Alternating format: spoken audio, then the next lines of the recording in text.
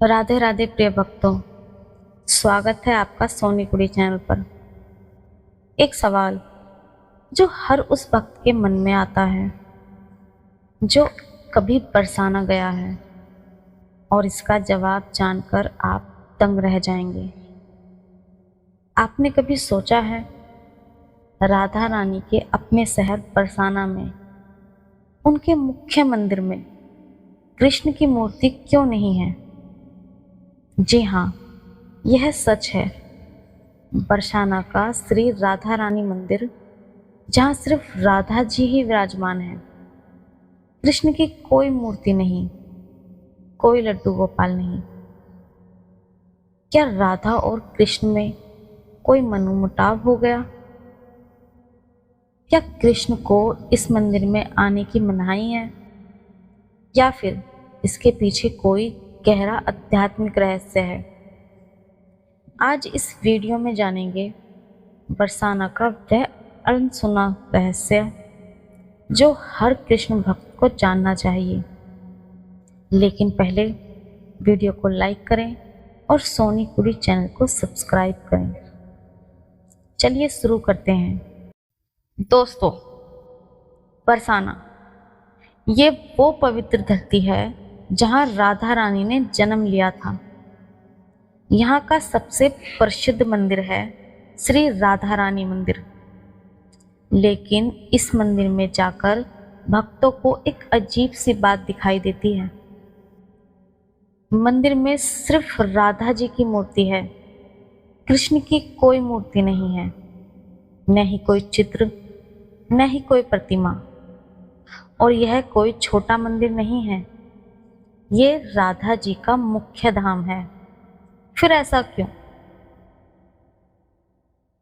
क्या राधा और कृष्ण अलग हो गए? क्या यहाँ कभी कृष्ण की मूर्ति थी और हटा दी गई, या फिर इसके पीछे कोई दिव्य लीला है?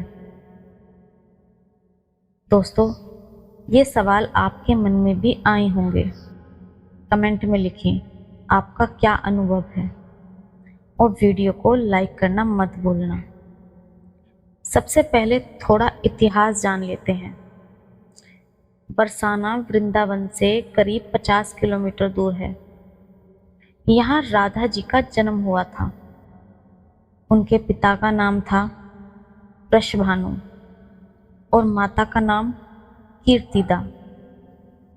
राधा जी का यह मंदिर बहुत पुराना है, लेकिन आज जो स्वरूप दिखता है वो राजा वीर सिंह बुदेला ने बनवाया था।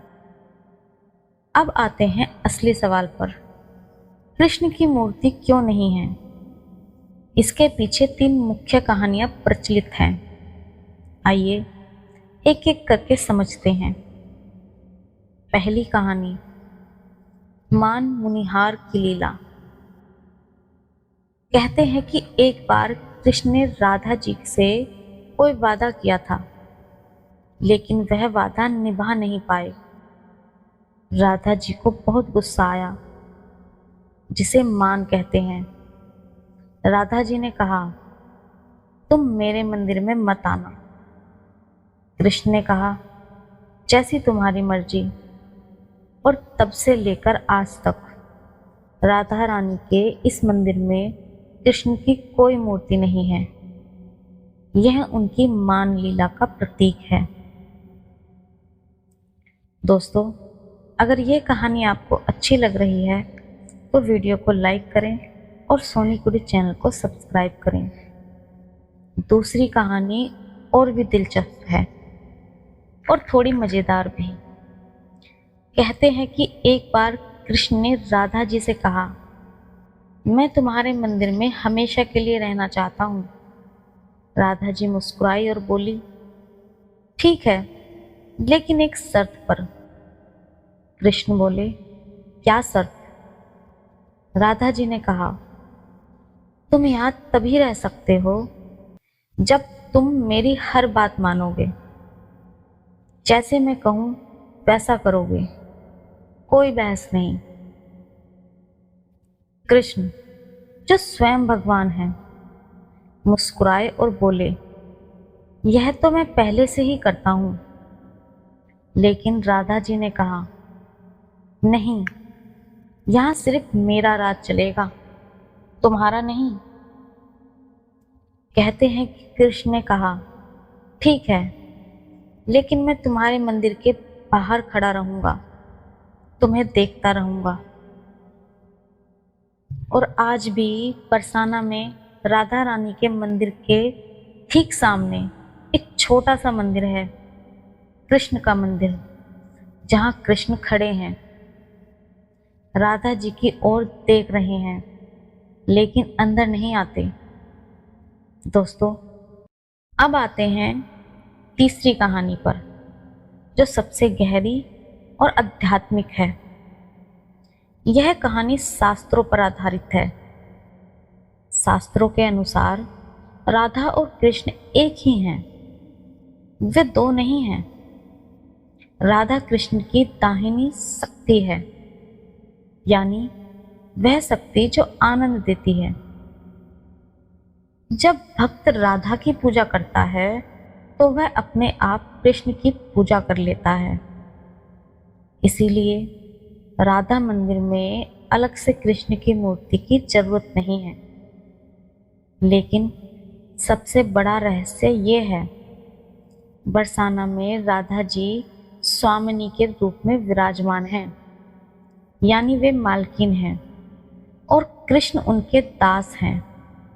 एक मालकिन के घर में दास नहीं रहता, दास बाहर खड़ा रहता है, सेवा करता है। यही कारण है कि कृष्ण मंदिर के अंदर नहीं, बल्कि ठीक सामने खड़े हैं, हाथ जोड़े, राधा जी की ओर देखते हुए।